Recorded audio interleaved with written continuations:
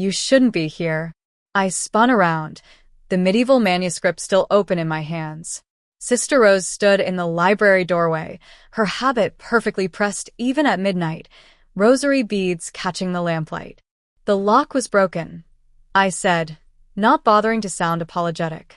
And this, I lifted the illuminated page, needs climate control before it disintegrates completely. She stepped closer, and I caught the scent of incense and something underneath, lavender soap, maybe. Her eyes fixed on the manuscript, then traveled to my face with an intensity that had nothing to do with library protocol. That's the Codex Amoris. 13th century. It's been locked away for decades. Because it's love poetry too scandalous for nuns? I smiled.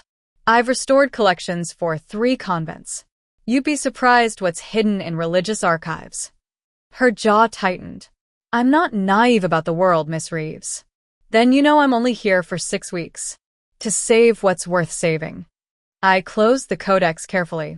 Unless you'd prefer these treasures turned to dust? Before I tell you what happened next, subscribe to Sapphic Whispers and comment where you're watching from. Sister Rose's fingers brushed mine as she took the manuscript. The touch lasted half a second too long. I'll supervise your work personally, she said quietly. Every evening after Compline. To ensure proper handling of sacred materials. The way she said proper handling made heat crawl up my spine. As you wish, sister. She turned toward the door, then paused. My name is Rose. Just Rose when we're alone. After she left, I found myself staring at my own hand, the one she'd touched, like it held some answer I wasn't ready to name. The next 3 weeks became a study in restraint I'd never learned. Rose arrived each night at 9, after the other sisters slept. We worked in silence at first, me repairing water-damaged bindings, her cataloging with meticulous handwriting. But silence has a way of becoming unbearable. Why did you come here? Asked one Thursday, my hands deep in leather treatment paste. To the convent, I mean, you can't be older than 30. 28.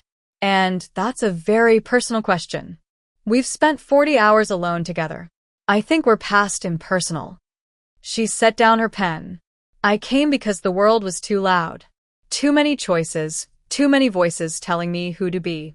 Here, everything is decided. Prayer, work, silence, sleep. It's peaceful. Sounds like hiding. Her eyes flashed. And you? Traveling between dead libraries, never staying anywhere longer than 2 months? What are you hiding from? I laughed because she'd gutted me so casually. Commitment. Roots. Anyone who might ask me to be something I'm not ready to be. At least you're honest about your cowardice. The insult should have stung. Instead, I felt seen. Sister Beatrice appeared in the doorway like a ghost, her ancient face unreadable. The Mother Superior wants the inventory by morning, Sister Rose. Perhaps your dedication to this project is becoming excessive? Rose's composure cracked for just a moment. I'll finish shortly. When Beatrice left, Rose exhaled shakily. She knows. Knows what? We're working. She knows everything. She was here when the last restoration specialist came. 20 years ago. A woman from Prague. Rose's voice dropped to a whisper. They say Sister Margaret left her vows for her. Disappeared in the night. If you'd risk everything for forbidden love, subscribe to Sapphic Whispers and tell me where you're watching from. My heart hammered. Is that a warning? Rose reached across the work table. Her fingers hovered over the Codex Amoris, now fully restored. She opened it to a page I'd translated that afternoon, a poem about a knight and a lady separated by convention, by duty, by God himself. I would burn for loving you, she read in flawless Latin, and call the flame salvation. Her hand finally touched mine palm to palm, deliberate this time. She didn't pull away. Neither did I. I read Sappho. Rose confessed 3 nights later. In my cell after matins. I have a book hidden under my mattress. We sat on the floor surrounded by manuscript fragments, the work forgotten. Scandalous. I teased, but my voice came out rough. I tell myself it's classical education, that it doesn't mean anything. She looked at me, with devastating honesty. But I memorized every poem about desire, about women's bodies like temples, about love that consumes. Rose, I've never questioned my vows until you. Her words tumbled out desperately. 6 years of certainty gone. You touch a book, and I forget every prayer.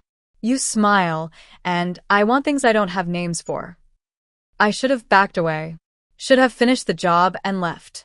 Instead, I said, my last relationship ended because she wanted permanence.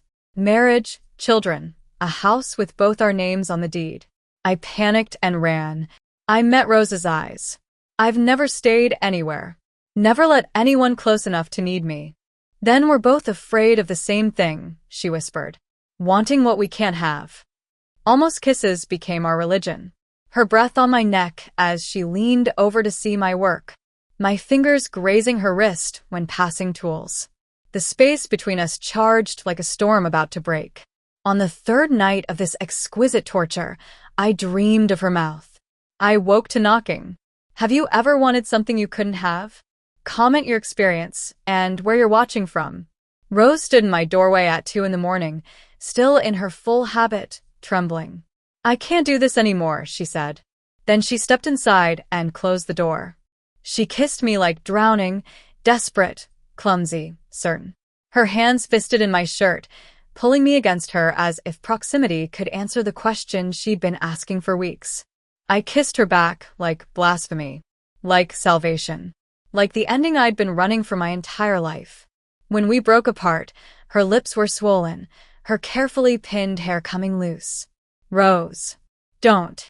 She pressed her forehead to mine. Don't tell me we shouldn't. Don't be reasonable. For once, just. The lamp flickered on in the hallway. Sister Beatrice stood in the open doorway, her ancient eyes sad but unsurprised. Rose made a sound like breaking.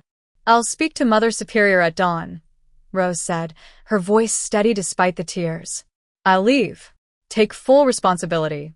Please don't punish her. Child. Beatrice's voice was unexpectedly gentle. I'm not here to punish anyone. I'm here because I was Sister Margaret once. Before I chose differently. The silence stretched infinite.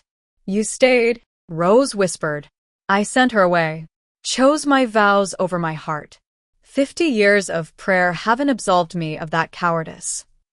Beatrice looked at me, then back at Rose. You have until morning. Whatever you decide, make sure you can live with it. Because you'll have to, for the rest of your life. She closed the door behind her. Rose collapsed onto the bed, shaking. I can't leave God. But I can't breathe without you. I knelt before her, taking her hands. I've never stayed. Never promised anyone forever. But Rose, my voice cracked. I'd learn. For you, I'd try. Dawn broke through the window in shades of gold and pink. A knock. Rose stood, smoothed her habit one final time, and opened the door. She stood in the hallway in jeans and a borrowed sweater, a single suitcase at her feet, her shorn hair shocking and beautiful. I don't know if there's salvation after this, she said, her voice breaking and brave. But I know I can't breathe without you. She dropped the suitcase. Teach me how to live in the world. I pulled her inside, kissing her like a vow I finally knew how to make, and somewhere in the library behind us, the Codex Amoris lay open to the page about burning, about flames, about love that demands everything and offers no promises except itself.